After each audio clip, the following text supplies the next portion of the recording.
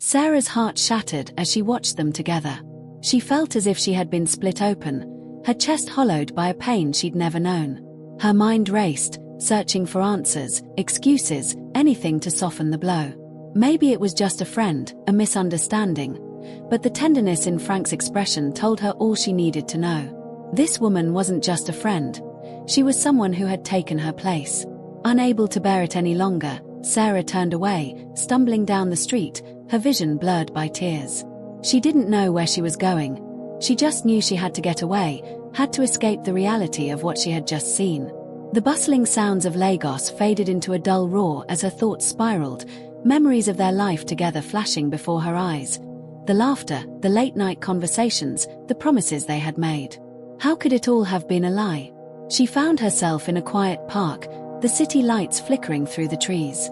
She sank onto a bench, burying her face in her hands, struggling to breathe as the weight of her heartbreak settled over her. Questions flooded her mind. Had she been blind to the signs all along? Was this why he had been so distant, so cold? The answers were out of reach, and the truth felt like a poison seeping into her soul. Hours passed, and eventually, Sarah returned to their apartment. She entered quietly, hoping Frank wouldn't notice, but he was still out. The emptiness of the apartment mirrored the void in her heart, and as she looked around, she realized how much of herself she had poured into their life together. She had given everything to this marriage, and now she had nothing left. The days that followed were a blur. Frank continued his routine, coming and going as he pleased, as if nothing had changed. Sarah kept her distance, saying little, hiding her pain behind a mask of indifference. She wanted to confront him, to demand an explanation, but fear held her back. What would she say? That she had followed him? That she knew about the other woman? Late one night, when she could no longer bear the silence, Sarah finally decided to confront him. She waited in the living room, her heart pounding as she rehearsed what she would say, her mind racing with the weight of the truth she had been holding on to. When Frank finally returned, his face darkened at the sight of her waiting for him. "What are you doing up?" he asked, his voice tense.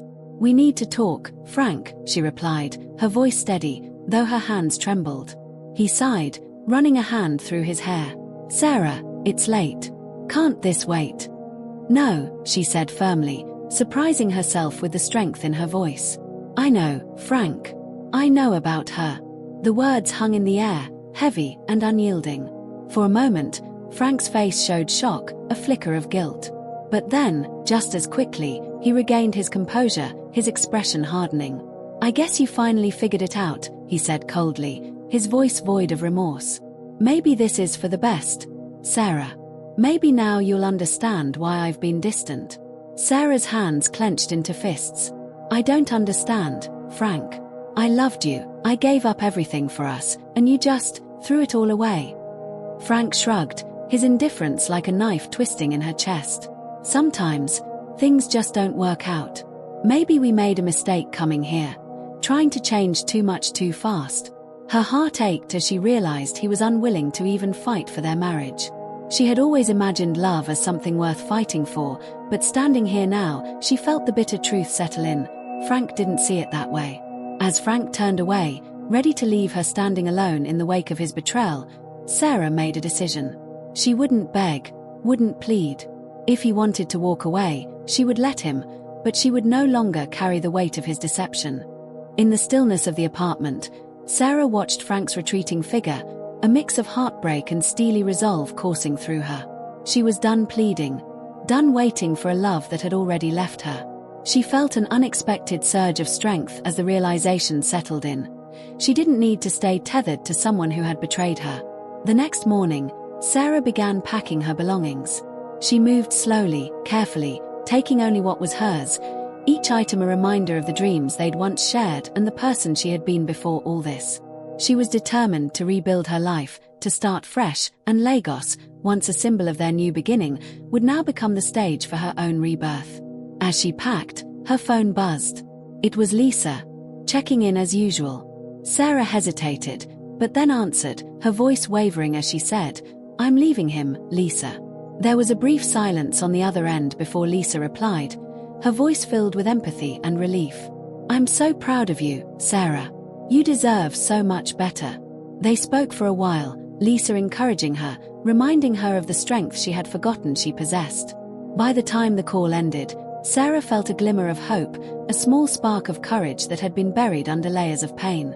She knew it wouldn't be easy, that the road ahead would be filled with challenges, but she was ready to face it. That evening, as she stood by the door with her suitcase, Frank finally returned. He looked at her, his eyes narrowing as he took in the sight of her packed bags. "So, you're really leaving?" he asked, his tone a mixture of disbelief and irritation. Sarah met his gaze, her voice steady. "Yes, Frank. I'm leaving. I won't be second to anyone. And I deserve someone who chooses me every single day." Frank's face hardened. "You're making a mistake, Sarah. You won't find anyone who will tolerate you like I did." Her heart ached, but she didn't flinch. "Maybe that's exactly what I need. To stop being tolerated and start being loved." Without another word, she turned and walked out, the weight of her decision settling in, but the burden of the pain already beginning to lift. She didn't look back, didn't give herself the chance to question her choice. The days that followed were filled with an odd mixture of sadness and relief. She moved into a small apartment in a quieter part of Lagos, immersing herself in work, in the small joys of building her own life. Each day, she grew a little stronger, a little more at peace with her choice. One evening, as she was sorting through some old photos, she came across one of her and Frank, taken in the early days of their relationship. She felt a pang of nostalgia, a sorrow for the love they had once shared. But instead of dwelling on it, she placed the photo in a box and tucked it away, letting it be a part of her past. Just as she was starting to feel a sense of closure, there was a knock on her door. Surprised, she opened it to find Frank standing there, his face worn, a flicker of regret in his eyes. "Sarah," he said quietly, "I made a mistake." For a moment, she was silent, the weight of his words settling over her. She had dreamed of this moment, of him realizing his mistake and coming back to her. But now that he was here, she felt nothing but a sense of emptiness. "You had your chance, Frank," she replied, her voice calm but firm. "And you threw it away." He opened his mouth to protest, to explain, but she raised a hand, stopping him. "I loved you. But I won't go back to someone who didn't value that love." She closed the door, feeling an overwhelming sense of freedom, her heart lighter than it had been in months. And as she stood alone in her small apartment, Sarah knew that she was finally ready to move on, to embrace the unknown, and to find a love that would never make her feel like she wasn't enough. In the weeks that followed, Sarah poured herself into creating the life she had always envisioned. Each morning, she woke up with a sense of purpose, of rediscovery. She enrolled in a local photography class she'd once dreamed of taking, and her days became filled with exploring Lagos through the lens of her camera, capturing the beauty and stories of the city she had come to call home. One evening, as she reviewed her photos in a quaint cafe, she was startled by a voice behind her.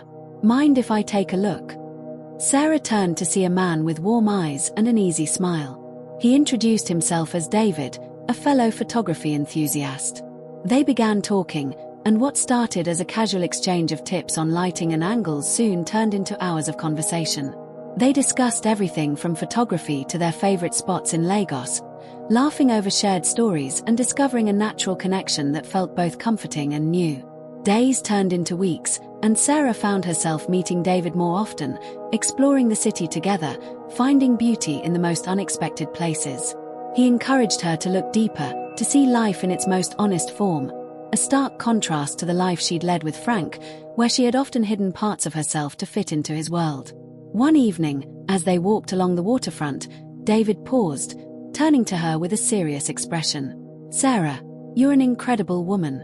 I can see how much you've been through, but I also see how much strength and beauty you carry within you."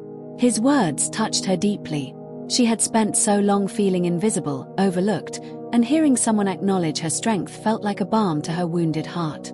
"Thank you," she whispered, looking out over the water. "I'm learning to appreciate myself again, to find happiness in the little things." He smiled, a gentle warmth in his eyes. "And you deserve it. You deserve someone who sees you for who you are." The sincerity in his voice stirred something within her. For the first time since leaving Frank, she felt safe enough to consider the possibility of love again. She wasn't ready to rush into anything, But being with David felt different. It felt honest, genuine, without the weight of expectation or the shadow of betrayal. As time went on, Sarah continued to grow, exploring her passion for photography, reconnecting with old friends, and even considering the possibility of showcasing her work in a local gallery. She still had moments where memories of Frank surfaced, but now they felt like distant echoes, reminders of a life she had left behind. One afternoon, as she prepared her portfolio for an upcoming photography exhibit, she received an unexpected email. It was from Frank. The message was brief, yet filled with regret. He wanted to meet, to talk, to explain himself, and, he hinted, to possibly start anew. Sarah sat back, the weight of his words pressing down on her. Months ago, she would have jumped at the chance, desperate to heal what was broken between them.